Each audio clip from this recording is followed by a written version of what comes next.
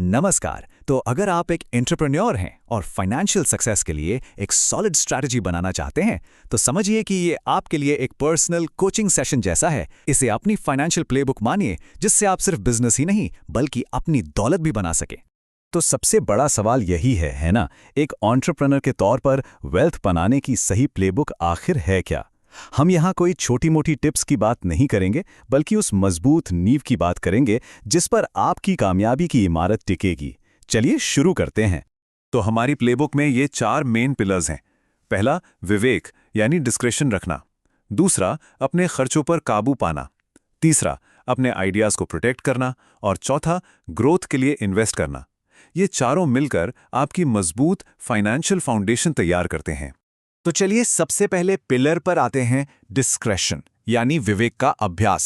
ये समझना बहुत जरूरी है कि फाइनेंशियल प्राइवेसी सिर्फ एक अच्छी आदत नहीं है, ये एक स्ट्रेटेजिक एसेट है। क्योंकि एक एंटरप्रेन्योर के लिए जो आप नहीं कहते वो उतना ही जरूरी हो सकता है जितना कि वो जो आप कहते हैं। देखिए, होता क्या है कि जब आप अपनी फाइनेंशियल सक्सेस का ढिंडोरा पीटते हैं तो आप अनजाने में 3 चीजों को न्योता देते हैं। 1, लोगों में जलन, 2, नेगेटिविटी और 3, उधार मांगने वाले लोग। और ये तीनों चीजें आपका फोकस खत्म कर सकती हैं। वहीं दूसरी तरफ जब आप चुप रहते हैं तो आप न सिर्फ अपने रिश्ते बचाते हैं, बल्कि सबसे जरूरी अपने मन की शांति बनाए रखते हैं, ताकि आप अपने बिजनेस पर ठीक से ध्यान दे सकें। और देखिए, इसकी एक बहुत सीधी सी वजह है। दोस्तों या परिवार को उधार देना बहुत आसान लगता है, लेकिन जब वही पैसा वापस मांगने की बारी आती है ना, तो अक्सर रिश्तों में खटास आ जाती है। ये जो तनाव है, ये आपके बिजनेस से आपका ध्यान भटकाता है। इसीलिए अपनी फाइनेंशियल डिटेल्स को प्राइवेट रखना ही इस पूरी झंझट से बचने का सबसे अच्छा तरीका है। अब आते हैं दूसरे और शायद सबसे कॉमन जाल पर, अपने खर्चों पर कंट्रोल। और यहाँ सबसे बड़ी बात यह है कि ये अमाउंट के बारे में नहीं बल्कि आदत के बारे में है। बहुत से लोग जरूरी चीजों पर तो मोलभाव करके पैसे बचाते हैं, लेकिन शौक की चीजों पर इतनी फिजूल खर्ची कर देते हैं कि सारी बचत धरी की धरी रह जाती है। चलिए इसे एक छोटी सी कहानी से समझते हैं। मान लीजिए कोई सब्जी मंडी में आलू खरीदने गया है और दुकानदार से जमकर मोलभाव कर रहा है। वो 16 रुपए किलो वाले आलू 14 रुपए में ले आता है। बहुत बढ़िया, उसने 2 रुपए बचा लिए। सुनने में तो काफी समझदारी वाली बात लगती है ना? लेकिन कुछ ही घंटे बाद वही इंसान एक मॉल में जीन्स देख रहा है। एक ऐसी जीन्स जो दिखने में लगभग वैसी ही है जैसी कम दाम में मिल जाती है, लेकिन उसकी कीमत हजारों में है। और जब कोई पूछता है कि इतनी महंगी क्यों, तो जवाब क्या मिलता है? भाई ये ब्रांडेड है। और बस यहीं पर पूरी मानसिकता साफ हो जाती है। कहाँ सब्जी पर 2 रुपए बचाने के लिए इतनी मेहनत, और कहाँ ब्रांड के नाम पर 2000 रुपए ज्यादा देने में एक पल की भी हिचकिचाहट नहीं। तो असली सबक क्या है यहाँ? प्रॉब्लम उस एक 2000 रुपए की जीन्स में नहीं है, प्रॉब्लम उस आदत में है। महंगी ब्रांडेड चीजों के पीछे भागने की यही आदत धीरे धीरे आपकी दौलत बनाने की ताकत को ही खत्म कर देती है। अच्छा, अब बात करते हैं तीसरे पिलर की, जो हर एंटरप्रेन्योर के लिए सबसे ज्यादा जरूरी है, अपने आइडियाज की हिफाजत करना। देखिए, आपका आइडिया ही आपकी सबसे कीमती चीज है। पैसा तो आता जाता रहता है, लेकिन एक शानदार आइडिया वो अनमोल होता है। सोचिए, आपके पास एक जबरदस्त आइडिया है, आप जोश में आकर किसी को बता देते हैं।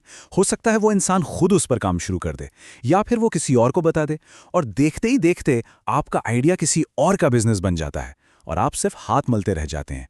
आपका सबसे बड़ा मौका आपके हाथ से चला जाता है। तो फिर इसका सोल्यूशन क्या है?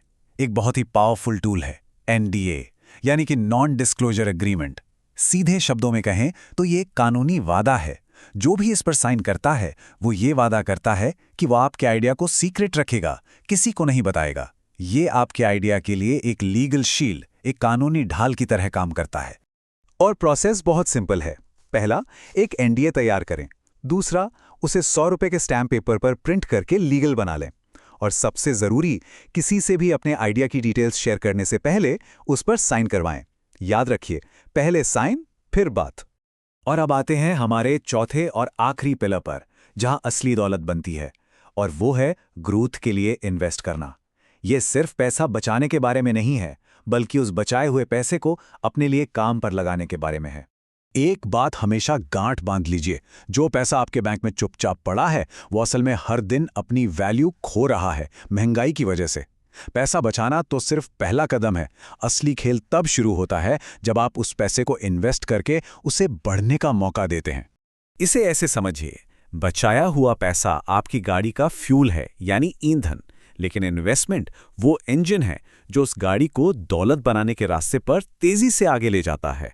अब आपके पास चाहे जितना भी फ्यूल क्यों ना हो, बिना इंजन के आप कहीं पहुंच नहीं सकते, है ना? तो ये है आपकी फाइनेंशियल प्लेबुक। विवेक रखना, खर्चों पर कंट्रोल, अपने आइडियाज की सुरक्षा और सही जगह निवेश। ये सिर्फ 4 नियम नहीं हैं, ये वो 4 मजबूत खम्भे हैं जिन पर आप अपनी फाइनेंशियल सक्सेस का पूरा साम्राज्य खड़ा कर सकते हैं। और अब मैं आपको एक सवाल के साथ छोड़कर जा रहा हूं। खुद से पूछिए, इन 4 पिलर्स में से आज आपकी अपनी नींव में कौन सा पिलर सबसे कमजोर है? इस पर जरूर सोचिएगा, क्योंकि जहां कमजोरी है, सबसे पहले काम भी वही करने की जरूरत है।